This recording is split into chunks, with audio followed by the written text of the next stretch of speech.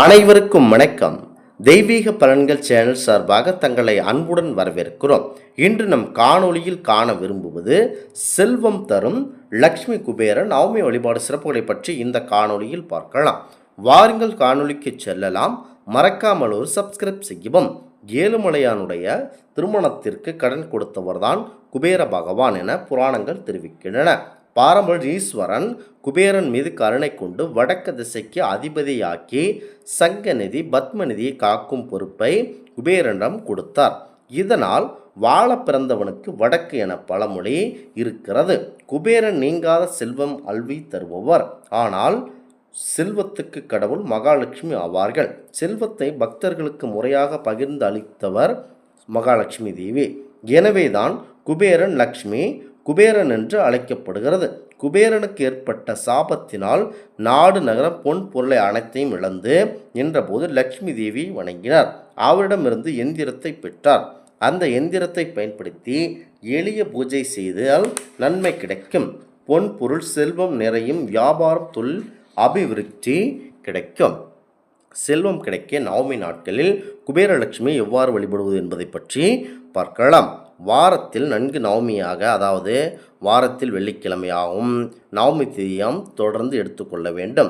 சித்த யோகம் உள்ள தினத்தில் இந்த பூஜையை தாராளமாக தொடங்கலாம். பூஜை செய்வதற்கு முதல் நாளோ பூஜை பொருட்களை தயார் நிலையில் வைத்து கொள்ள வேண்டும். லக்ஷ்மி படம், குபேரன் படம், குபேரன் எந்திரம் ஆகியவற்றை எடுத்து சுத்தம் செய்து கொள்ள வேண்டும். நல்லாக நவமி திதிகளில் நன்கு குளித்து முடித்துவிட்டு நெற்றியில் பொட்டு வைத்து கொள்ள வேண்டும். தேங்காய், வெற்றிலைப்பாக்கு, பழம், சந்தனம், பூ, சாம்பிராணி, கற்பூரம், நவதானியம், தலைவாழை இலை ஆகியவற்றை தயாராக வைத்து கொள்ள வேண்டும். நல்ல நேரத்தில் லக்ஷ்மி குபேரன் எந்திரத்திற்கு மஞ்சள் குங்குமம் வைத்து பூஜையில் வடக்கு திசையில் வைக்க வேண்டும். தலைவாழை இடையில் நவதானியத்தை ஒன்றாக கலக்காமல் சுற்றி பரப்பிக்கொள்ள வேண்டும். அதன் நடுவில் ஒரு கலச செம்பை வைத்து அதில் சுத்தமான தண்ணீரால் நிரப்பி அதில் கொஞ்சம் மஞ்சத்தூள் போட்டு வைக்க வேண்டும். செம்பின் மேல் பகுதியில் நீங்கள் தாராளமாக மாவிளைகளை பரப்பி வைத்து கொள்ளலாம். அதன் மேல் ஒரு தேங்காயை வைத்து கொள்ள வேண்டும். செம்பின் மேலே மஞ்சள் பூசின நன்கு முன்பு கூறியவாறு தேங்காய் வைத்து சுற்றிலும் மாவிளைகளை கலசம் மாதிரி அமைத்து கொள்ள வேண்டும். பாக்கு, வெற்றிலை, பழம், தட்சணை வைக்க வேண்டும். மஞ்சள் தூள் எடுத்து சிறிது தண்ணீர் விட்டு பிள்ளையார் பிடித்து வாழை இலையில் வலது பக்கம் வைக்க வேண்டும். குங்குமம் போட்டு வைக்க வேண்டும். படம், எந்திரம், கலசம், மஞ்சள் பிள்ளையார் ஆகியவற்றிற்கு பூக்களை போட்டு ஊதுபத்தி ஏற்றி வைக்க வேண்டும். முதலில் பிள்ளையாரை வணங்க வேண்டும். கிழக்கு திசையில் அமர்ந்து விநாயகர் மந்திரிகம் கலசங்களை கூறி லக்ஷ்மி குபேரம் அந்த ஸ்லோகம், குபேரன் ஸ்லோகம், துதி ஆகியவற்றை கூற வேண்டும். மனதில் விநாயகர், லக்ஷ்மி குபேரன் திருமங்கலத்துடன் போற்றி குபேரன் மூல மந்திரங்களை கூற வேண்டும். பின்பு தீப தூபம் காட்சி வாழைப்பழம், பசும்பால், பாயாசம் போன்றவற்றை நிவேதனம் செய்ய வேண்டும். வெற்றிலை பாக்கு பழத்தை சுமங்கலிகளுக்கு தட்சணையாக கொடுக்க வேண்டும். ஏழைகளுக்கும் தாராளமாக கொடுக்கலாம். முதல் பெண் குழந்தைகளுக்கு கொடுத்துவிட்டு தான் மற்றவற்றை நீங்கள் செய்ய வேண்டும்.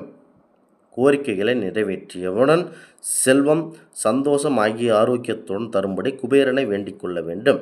இந்த பூஜை எப்போது வேண்டுமானாலும் ஆண், பெண், குழந்தை யார் வேண்டுமானாலும் செய்யலாம். இந்த நாள் நவமி நாட்கள் செய்தால் கூடுதல் பலன் லக்ஷ்மி தேவி அவர்கள் வழங்குவார் என்பது ஐதீகம். ஐஸ்வர்ய கோலம் போட்டு பூஜை செய்வது நவமி நாட்கள் நல்லது.